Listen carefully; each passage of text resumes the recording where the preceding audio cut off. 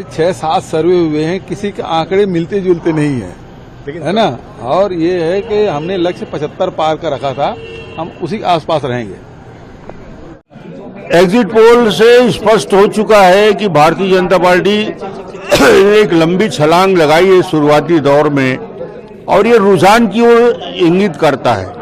कहाँ 15 सीट से 48 सीट तक हम जाते हुए दिख रहे हैं, मगर मेरी मान्यता 48 सीट तक नहीं है। मेरी स्पष्ट मान्यता है कि जो रुझान भारतीय जनता पार्टी के पक्ष में बढ़ता हुआ दिख रहा है, ये जाके 52 और 56-55 सीट में जाके रुकेगा और भारतीय जनता पार्टी स्पष्ट बहुमत के साथ सरकार बनाएगी। सर, कुछ बातें आ रही है ऑपरेशन लोटस में।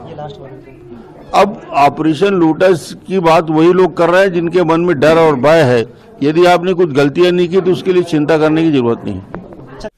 कम से कम ये संतोष का विषय है कि जो प्रोजेक्शंस हैं वो कांग्रेस को आगे दिखा रहे हैं, और मेरा अभी भी ये मानना है कि 60 के आसपास तक कांग्रेस जाएगी। 10 सीट तो संभव नहीं है।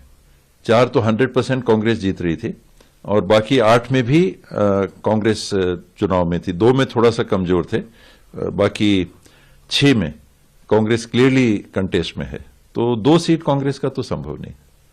जब आप गवर्नमेंट में रहते हैं तो कई ऐसी बातें होती हैं कि आप उम्मीदों पे पूरा खरे नहीं उतर पाते। गवर्नेंस में आप जब रहेंगे तो आपने इतना काम किया, लेकिन जो काम नहीं हुआ जो वो ज्यादा सामने दिखता है। तो ये एक परिस्थिति हमेशा किसी भी गवर्नमेंट के सामने बनती है। और अभी भी मेरा मानना है, जैसे मैंने पहले कहा, कि काम जो कांग्रेस ने किया है वो आपको 2/3 के आसपास कांग्रेस को दिखाएगा, ले जाएगा। नहीं, हाईकमांड जिनको बोलेगा। वो पिछले बार वाली बात जो मीडिया में चली थी 2.5 साल वाली, वो बिल्कुल नहीं होनी चाहिए। कोई हमारे बीच में प्रत्याशी ऐसे, हम लोगों ने आपस में भी बात किया, सभी सीनियर लीडर्स, हमारे स्टेट प्रभारी के साथ मीटिंग हुई थी, और हम लोगों ने ये एक राय निर्णय किया है कि हाईकमांड जो तय करेंगे वो हम सबको स्वीकार्य होगा।